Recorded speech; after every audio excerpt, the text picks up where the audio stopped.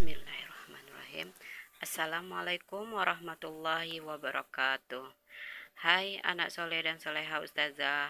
Jumpa lagi dengan Ustazah Sesra dalam video pembelajaran kita hari ini. Semoga saja antum sekeluarga dalam keadaan sehat walafiat bersama keluarga tercinta antum. Amin amin ya rabbal alamin. Sebelum memulai pelajaran, alangkah baiknya kita awali dengan membaca doa mau belajar terlebih dahulu. Mari kita berdoa. Berdoa selesai. Oke, pelajaran kita hari ini tema 2 menyayangi tumbuhan dan hewan. Subtema 1 manfaat tumbuhan bagi kehidupan manusia. Muatan bahasa Indonesia KD 3.8 dan 4.8 dengan materi dongeng ya, bagian kedua anak ya. Oke, anak soleh dan soleha, kita lanjutkan materi pembelajaran kita tentang dongeng ya. Nah, ustazah mau bertanya dulu. Antum pasti bisa menjawab jika sudah mendengarkan video pembelajaran yang lalu. Oke, siapa yang tahu apa itu dongeng? Iya, benar, dongeng adalah cerita khayalan yang tidak benar-benar terjadi. Oh iya, anak soleh dan soleha, dongeng ada jenisnya juga loh.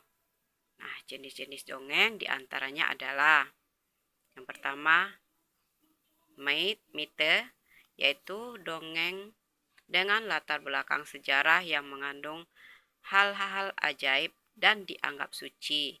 Biasanya tokohnya adalah dewa-dewa. Yang kedua, legenda, yaitu dongeng mengenai peristiwa sejarah suatu nama daerah atau asal-usul daerah. Yang ketiga, fabel, yaitu dongeng yang tokohnya adalah hewan dan menceritakan tentang kehidupan manusia. Yang keempat yaitu hikayat. Hikayat ini yaitu dongeng yang menceritakan kehebatan atau kepahlawanan seseorang. Nah, yang kelima yaitu parabel, yaitu dongeng yang menggunakan perumpamaan untuk menyampaikan pesan moral. Oke, anak soleh dan soleha, tentunya antum banyak yang suka membaca dongeng, bukan? Nah, dalam membaca dongeng ada aturannya juga loh. Yuk, mari antum simak materinya ya. Hal-hal yang perlu kita perhatikan dalam membaca dongeng adalah sebagai berikut. Yang pertama, lafal. 2. Intonasi suara. 3. Ekspresi. 4. Tanda baca. Dan kelima, suara lantang. Nah, ustazah akan jelaskan satu persatu ya. Yang pertama, lafal. Lafal adalah pengucapan kata. Jadi, kita harus mengucapkan kata dengan tepat. Dan kita juga harus menggunakan prosa yang tepat. Yang kedua, tentang intonasi suara. Nah, ketika kita membaca dongeng yang diakhiri tanda titik, maka intonasi suaranya harus datar. Yang kedua, ketika kita membaca dongeng yang diakhiri tanda tanya, maka intonasi suara kita harus menurun. Dan ketiga, ketika kita membaca dongeng yang diakhiri tanda seru, maka intonasi suara kita harus agak naik. Nah, yang ketiga adalah ekspresi. Ekspresi adalah cara membaca teks dengan penuh penghayatan dan perasaan. Dan yang keempat adalah tanda baca. Jika saat membaca dongeng kita menemukan tanda koma, maka kita harus berhenti sebentar, lalu dilanjutkan kembali membaca. Dan jika kita membaca dongeng kita menemukan tanda titik, maka kita berhenti membaca. Kemudian kita lanjutkan kembali membaca kalimat berikutnya. Dan kelima adalah suara lantang. Nah, ini berlaku untuk anak-anak ustazah yang akan membacakan dongeng di depan orang lain. maka kita harus membaca dengan suara lantang agar dongeng yang kita baca bisa didengarkan oleh orang lain dan bisa menikmati dongeng yang kita bacakan. Oke, anak soleh dan soleha, dalam video Ustazah yang pertama tentang dongeng, Ustazah ada menyampaikan unsur-unsur intrinsik dalam dongeng. Nah, jika antum ada yang menonton video Ustazah tersebut, ada yang belum menonton ya nak ya. Nah, silakan antum nonton dan dengarkan video Ustazah itu ya. Nah, dalam video kali ini kita akan sama-sama mencari unsur-unsur intrinsik dalam sebuah cerita dongeng. Dongeng yang akan kita bahas dan yang akan kita cari unsur-unsur intrinsiknya adalah dongeng yang berjudul Pohon Apel yang Tulus. Nah, dengarkan dan simak ceritanya ya. Dahulu kala ada sebuah pohon apel yang besar. Ada seorang anak laki-laki yang bermain di sekitar pohon apel itu. Dia sangat menyayangi pohon itu. Pohon itu juga sangat senang bermain dengan anak itu. Waktu pun berlalu, anak laki-laki itu tumbuh dewasa. Suatu hari ia datang kembali. Pohon apel menyambutnya dengan gembira. "Ayo bermainlah bersamaku," ajak pohon apel.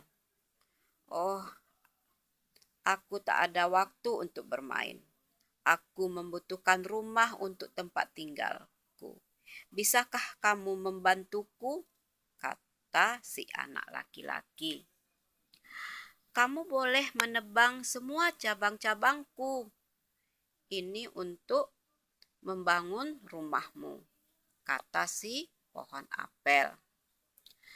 Lalu anak laki-laki itu memotong semua cabang-cabang pohon apel, lalu pergi dengan riang gembira. Pohon apel itu senang melihat temannya bahagia, tapi dia tidak pernah kembali sejak saat itu. Pohon apel kembali merasa sedih dan kesepian. Akhirnya laki-laki itu kembali lagi. Laki-laki itu dan pohon apel sudah sama-sama tua. "Aku sudah tidak bisa memberikan apa-apa," kata pohon apel. "Tidak apa-apa, aku hanya membutuhkan tempat untuk istirahat," jawab laki-laki itu. "Baik, sisa pohon tua adalah tempat yang terbaik untuk beristirahat. Duduklah di sini bersamaku dan istirahatlah," kata pohon apel. Laki-laki itu duduk bersandar pada pohon apel yang masih tersisa. Pohon apel pun menangis bahagia. Akhirnya mereka bersama lagi. Nah, anak soleh dan soleha, antum sudah mendengarkan cerita dongeng pohon apel yang tulus. Nah, kita cari sama-sama ya unsur intrinsik dalam dongeng tersebut apa saja. Ya. Yang pertama itu tema. Nah, kira-kira apa ya tema dari dongeng tadi? Ya, temanya adalah tentang persahabatan. Dan kedua yaitu latar. Nah, tempatnya di mana ya kira-kira? Ya, benar. Latar tempatnya adalah di sekitar pohon. Lalu yang ketiga, tokoh. Nah, dalam dongeng tadi siapa ya yang berperan dalam dongeng tadi? Ya, benar sekali. Tokohnya ada dua, yaitu sebuah pohon apel yang besar dan seorang anak laki-laki. Yang selanjutnya adalah yang ketiga, penokohan atau karakter tokoh. Nah, kira-kira si pohon apel ini karakternya bagaimana sih? Wataknya, sifatnya? Iya, benar. Karakter atau watak si pohon apel adalah baik hati dan suka menolong.